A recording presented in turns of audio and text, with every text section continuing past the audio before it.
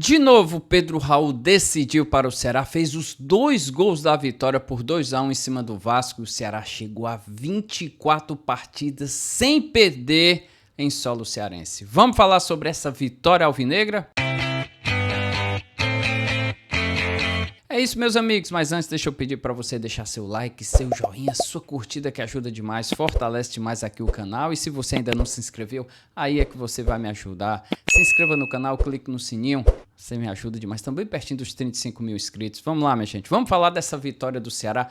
Meus amigos, é um negócio fora do comum, né? Pedro Raul, 9 jogos, 9 gols, os 2 gols dele típicos, né? Típicos mesmo de um centroavante goleador. Um grande, olha, sem dúvida, eu uma vez até questionei vocês aqui, eu não lembro de um centroavante, de uma contratação no futebol cearense que tenha dado tão certo como o Pedro Raul. É um negócio impressionante, meus amigos. Mais uma vez, é um negócio assim, ele vai encaixando. No começo estavam falando, porque tá enfrentando o Maracanã, porque tá enfrentando América de Natal, é porque tá enfrentando Confiança. Pô, meus amigos, gol contra o Grêmio, gol contra o Red Bull Bragantino e agora gol contra o Vasco. Gols contra o Vasco. Os 2 gols da vitória.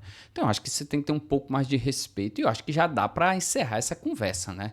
Já dá para encerrar, não tem mais. É sem dúvida algum um dos principais. Na verdade, ele é um dos artilheiros do Campeonato Brasileiro, ao lado justamente do Verratti, que fez o gol do Vasco. Então, assim, o Pedro Raul não tem o que você questionar, meus amigos. E é o típico centroavante goleador, faro de artilheiro. Gol de cabeça, gol com o pé esquerdo, gol com o pé direito, de carrinho, se antecipando ao zagueiro. Então, assim, é um cara que está em outro nível, meus amigos. Impressionante, sem dúvida alguma. É o grande. Olha, até a final do Cearense, né, era o Mugni o grande destaque do Ceará. Acho legal o Ceará. Até a 4ª rodada do Cearense. Até a 5ª rodada, até a primeira fase do Cearense, era o Pedro Henrique, né? Era o grande destaque, inclusive fez gol no Clássico naquela vitória por 2-1. Aí o Pedro Henrique se machuca, aí segue o Lucas Mugni sendo o destaque do time. Aí chega o Pedro Raul e aí agora leva tudo, não tem como. É um negócio fora do comum. E detalhe, não foi só ele que jogou bem, não. Ele jogou muito bem, o grande destaque. 2 gols, né? Não tem nem o que questionar. Mas Mugni, mais uma vez, muito bem. Quem viu meu comentário no jogo contra o Juventude, eu disse, o Ceará sentiu muita falta do Matheus Bahia e do Mugni. Cara, jogam demais. O Ceará é outra equipe e joga muito pelo lado esquerdo. O primeiro gol saiu dessa forma. Um vacilo do zagueiro do Vasco, sem dúvida, mas o Mugni por ter acreditado. E teve outras oportunidades, o Bahia dá um chute, rapaz, fora que se o Pedro Raul, ele ainda desvia um pouco na bola, se ele faz, ele já teria feito o 2º gol. Então assim, o time foi muito bem do Ceará. O primeiro tempo só deu o Ceará. O Vasco teve uma chance, foi um chute do Payet, com 8 minutos no primeiro tempo e acabou. O Vasco não fez nada no primeiro tempo. O Ceará foi absoluto, fez 1-0, poderia ter feito 2, 3, criou oportunidade, teve oportunidade com o Alho, teve 2 com o Pedro Raul, teve uma com o Matheus Bahia e obviamente ainda teve o gol do Pedro Raul. Então assim, incontestável, um primeiro tempo absoluto, controlado, o Vasco não fez nada, olha, o meio de campo do Vasco não criou. Muito bem, Dieguinho, Fernando Sobral, Mugni, as laterais, o Fabiano na direita apoiando, o Matheus Bahia da mesma forma, a zaga segura, tudo bem, Galeano correndo para um lado, o Alho ajudando. Indiscutível. No segundo tempo, como já era esperado, o Vasco veio para cima, normal, o Vasco veio para cima, o Vasco que tem um bom time, o Vasco, meus amigos. Um time que a gente sabe que tem suas limitações, mas também tem suas qualidades. Então, assim, tem um bom lateral esquerdo, tem um bom jogador de meio de campo, o Payet acabou saindo, acabou machucado, reclamando de pênalti, não foi nada de pênalti, meus amigos. O Marlon trisca primeiro na bola. E tem o Verratti, né, que é um jogadorzaço. E o Fábio Carille ainda fez 3 mudanças na equipe, né, para tentar colocar o time para frente. E mesmo assim, teve suas oportunidades, mas o Ceará também da mesma forma. E aí, quando o jogo estava mais controlado, o Ceará foi lá e conseguiu o gol. O Condé fez as mudanças e dessa vez as mudanças deram certo. Quem deu o passe pro Pedro Raul fazer o gol? Guilherme, que entrou no segundo tempo, né? Então, assim, ele entrou no lugar do Ailton. Então, assim, mostra 2 pontos que eu tinha falado no jogo contra o Juventude. As substituições que não tinham surtido efeito e, claro, sentiu bastante a falta do Mugni e do Matheus Bahia. E hoje jogaram bola demais. E no segundo tempo fez o 2-0 e quase faz o terceiro. Poderia ter feito com o Galeano, não fez o 3-0. Aí leva um sufoco ali desnecessário no finalzinho da partida, que também é natural, que também é normal. Leva o gol do Verratti lá. Mas nada de outro mundo, só mostra a força do Ceará dentro de casa. O Ceará não perde desde agosto, meus amigos. Não perde desde quando aquele jogo contra o Mirassol.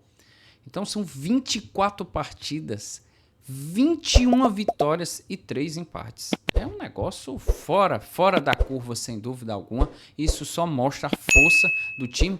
E detalhe, hoje os jogadores assim... outro detalhe que eu queria só conversar com vocês antes de falar da força do time assim. Pô, cara, eu achava que o Lourenço, né? O Lourenço tá perdendo espaço. Quem entrou foi o Matheus Araújo, né? O Mugni cansa.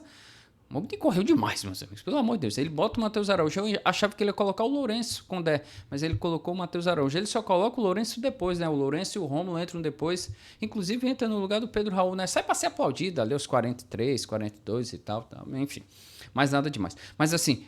voltando ao assunto, a força que o Ceará tem, né, cara? Incrível dentro de casa. Mas você vê o primeiro tempo do Ceará, marcação em cima, o Vasco não conseguia sair pressionando, a bola com intensidade saindo do meio de campo, a bola... O Bruno tira... Pô, o Bruno acabou se machucando, né, cara? Que falta de sorte, cara. Mas o Fernando Miguel muito bem, hein? Rapaz, ele fez umas 2 belas defesas encaixando lá, que ali, meu amigo, se um goleiro tá frio, se um goleiro não tá preparado, dá o rebote. E tem um centroavante como o Verratti que coloca a bola para dentro. Eu gostei do Fernando Miguel. Não é fácil entrar numa fria daquela, você vê seu companheiro saindo machucado, ele que já tem todo um histórico de lesão, você assume a posição ali, aquece por 2 minutinhos, vai lá, tem que ficar quente, não pode ficar frio, 2 chutes de fora da área, a bola quicando e ele encaixa. Eu acho que foi muito bem. Mas enfim, eu acho que a bola saía do Bruno Ferreira ali, passava pelo William Machado ou pelo Marlon, chegava no Dieguinho que conduzia a bola e aí distribuía. Vinha Mugni, vinha Matheus Bahia, Fabiano Souza, chegava o Galeano até encontrar o Pedro Raul. Esse é o esquema do Ceará. E é um esquema que está dando certo. É esse o estilo. É esse o jogo do Ceará. E meus amigos, por mais que tentem marcar, e o homem estava muito bem marcado, o Pedro Raul. Muito. E ele conseguia. Se antecipava, se desvencilhava, saía da área. Teve um lance... teve outro lance dele, né, no primeiro tempo, que se ele toca pro Alho, bicho, foi fominha, né? Se ele toca pro Alho, era gol, né? Ele tenta driblar o João Vitor e acaba perdendo a bola e não dá certo.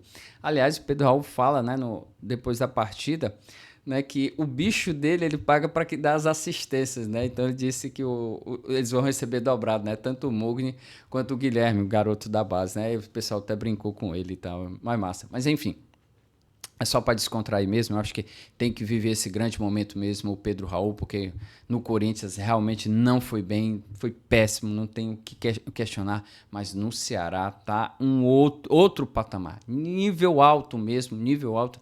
E olha, o Ceará tem que fazer alguma coisa para blindar, viu? Porque, meus amigos, nesse ritmo aí não tem como ser. O cara tá jogando demais. É sem dúvida algum principal. Junto com o Verratti, eu acho que é o principal centroavante do futebol brasileiro nesse momento. E é o principal centroavante do futebol brasileiro, porque ele é o centroavante, né? O Verratti é argentino, né?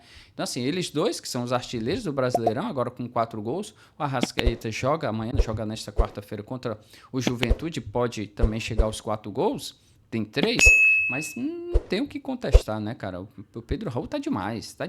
E como eu digo, e ele jogando como setor. Não é aquele negócio ele tá só ali para colocar a bola para dentro, ele se antecipa, ele chuta de fora da área, ele tenta, ele cava, ele busca, ele briga com a zaga para tentar fazer o gol e mais uma vez foi o que aconteceu. Então o Ceará tá de parabéns, que foi uma grande vitória, uma vitória muito boa, porque no segundo tempo o Vasco só provou que tem um bom time, mas no primeiro tempo o Ceará dominou. Isso é legal porque o pessoal, o Vasco não jogou bem. Meu amigo, o Ceará anulou o Vasco.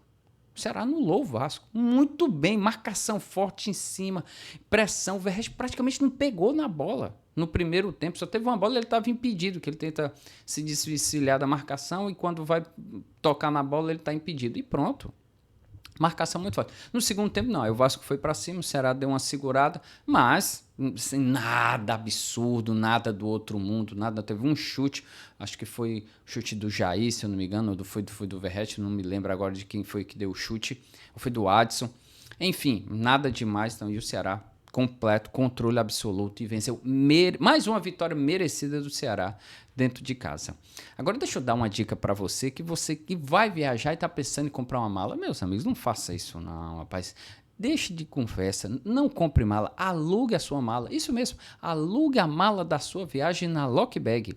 Olha, na Lockbag tem a mala ideal para sua viagem. Seja um final de semana, uma semana, 15 dias ou um mês. Do jeito que você quer, pequena, média ou grande, bonita e segura. E detalhe, na lockbag.com.br você aluga em 3 vezes e sem sair de casa. Acesse aí lockbag.com.br e veja como é fácil, rápido e seguro alugar a mala da sua viagem. Vou deixar aqui a descrição do link, vou deixar a descrição, o link na descrição aqui para você acessar e alugar a mala da sua viagem. É isso, meus amigos. Agora, o Ceará, né? Mais de 26 mil pessoas. Deixa eu só confirmar aqui, meus amigos, só para não vacilar mesmo. Por mais de 26 mil pessoas na Arena Castelão. Não quero dar o público errado, para vocês não ficarem reclamando de mim. Foi 22 mil pessoas, exatamente. 22.693 pessoas na Arena Castelão, 479 mil a renda.